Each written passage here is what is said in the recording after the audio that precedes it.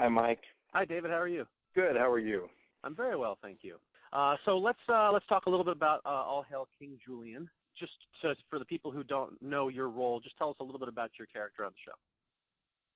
I play Timo. I am a tenrec. A tenrec is basically an African hedgehog. Mm-hmm. Very cute little creature, very strange looking. And you can only find him. He's one of the few, one of the strange animals that can be found in Madagascar. He is a scientist, and King Julien and the rest of the lemurs, Mort and Maurice, they stumble upon him one day. He's been living on the outskirts of Julien's kingdom, and they are fascinated with him because he's so smart. Mm-hmm. And he helps them. He's fascinated with them because they're so dumb. And he helps them, get through a lot of challenges that they have by using simple science and sometimes complicated science. At one point, he even builds them a giant robot to scare off their enemy, the Fusa. And yeah, he's a lot of fun. He's a bit neurotic, but he loves science. He's very earnest about his love for science, and he's just a really fun character to play. Absolutely. You mentioned he's a little bit, of an oddball, and I really like the sort of the unique delivery that you give voice to the character with. I was curious how you developed the voice of the character. Was that something you came up with on your own? Did you collaborate with the creators? How did that come about? It was a collaboration. Originally, he was more of a Jerry Lewis, nutty professor, voice. He kind of had a neurotic, sort of worried, thing to him. And then, the creator said, hey, we've kind of heard that other places before, and it's so on the nose scientist. Why don't we just kind of make it your voice with a little bit more, with a little bit of a sort of a blend between what I had and my voice. And so that's what we did. And cool. It was a lot of fun. The voice ended up being, kind of closer to who I am, and makes it easier in the end for me to do it. Sure. Now, I was surprised to see that even though I think you have a pretty memorable voice, you've only done a few voiceover projects in the past. So what attracted you to this role, and how did you come to take on the part? Well, this was actually the first voiceover job that I ever got. Oh, cool. And yeah, and I've been trying to break into voiceover for quite a long time.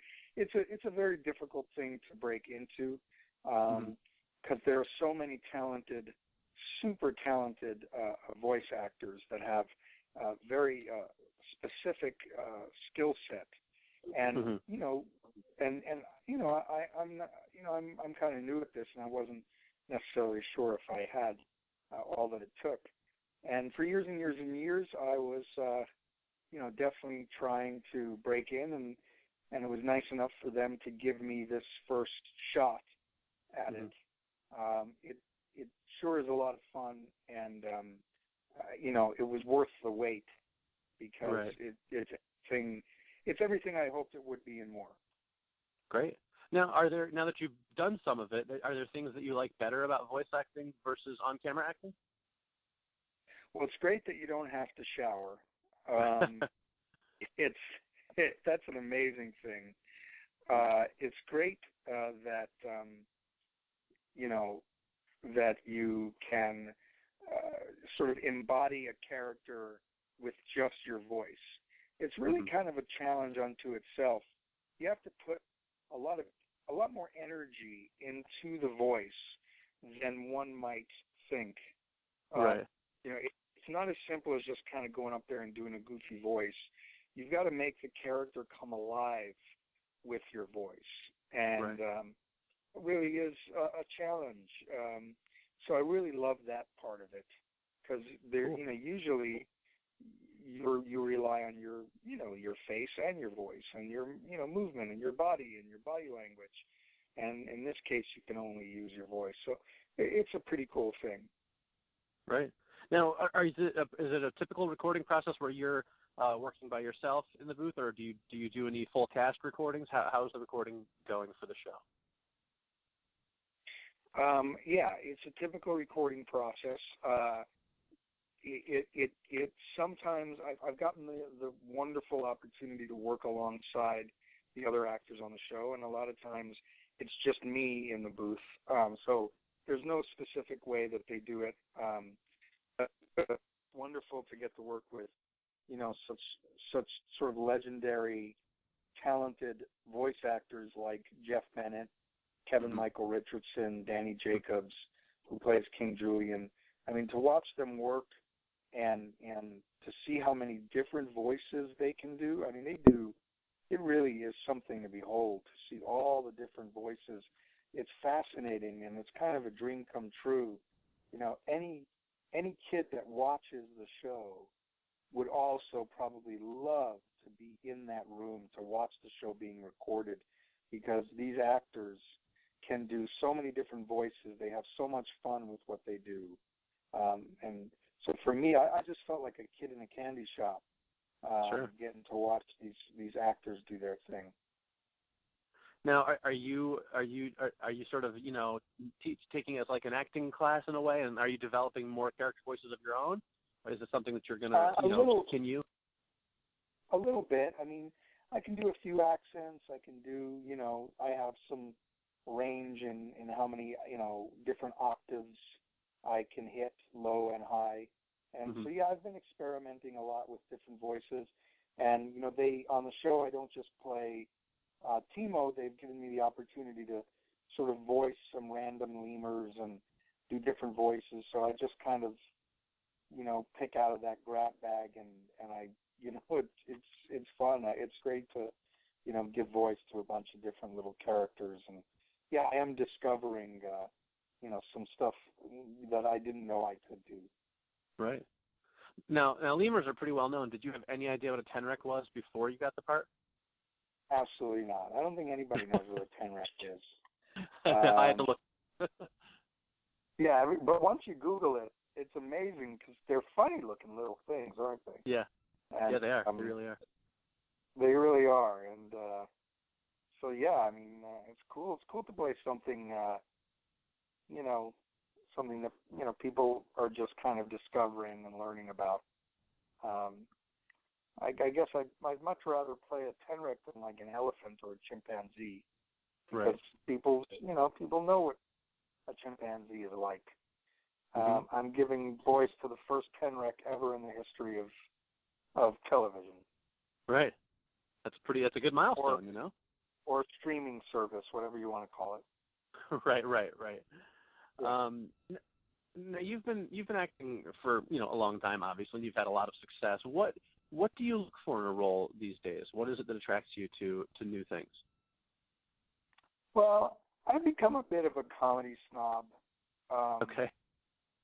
And to be honest with you, so over time, I just really try to look for something that genuinely makes me laugh. Clever is great, but I'd rather laugh at something than sit there and go, "Ooh, that's funny." Right. I'd rather actually be made to laugh. So I look for stuff like that. This show has that in spades. I mean, I was amazed. This is one of the funniest shows on television. I was amazed at how much humor there was, not just for kids but for adults, and how smart the show is comedically, and how many just straight up laughs. I mean, these characters are really, really fun to watch. They're really silly, really stupid. So they're perfect in that sense. And yeah, so this fit right in with what I've been looking to do, which is kind of just, straight up funny stuff.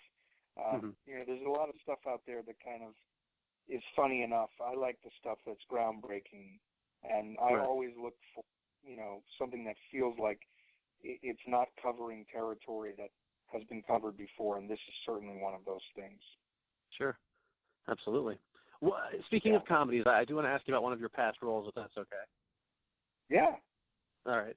So one of my all-time favorite movies, hands down, is 10 Things I Hate About You, which is obviously, somewhat successful upon its release, but I think now it's kind of grown into becoming a true classic. What is it about that movie do you think is makes it so well-loved for such a long time? I think the movie is honest about who their characters are. Hold on one second. Shut up. Sure. No. Stop it. Sorry, that's my dog. That's okay. I've got two of them. The movie's just really honest about what it is to be a teenager. It's honest about, what it is to sort of have those first feelings of real, genuine love. I think the reason it's so popular is it's because it's told from an intelligent female perspective.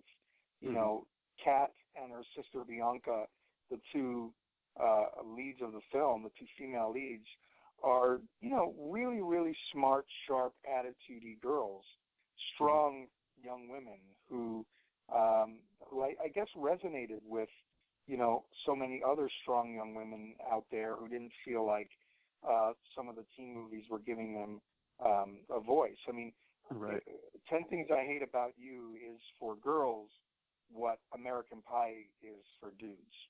Right. And I'm so glad to be part of it and to have, filled that niche.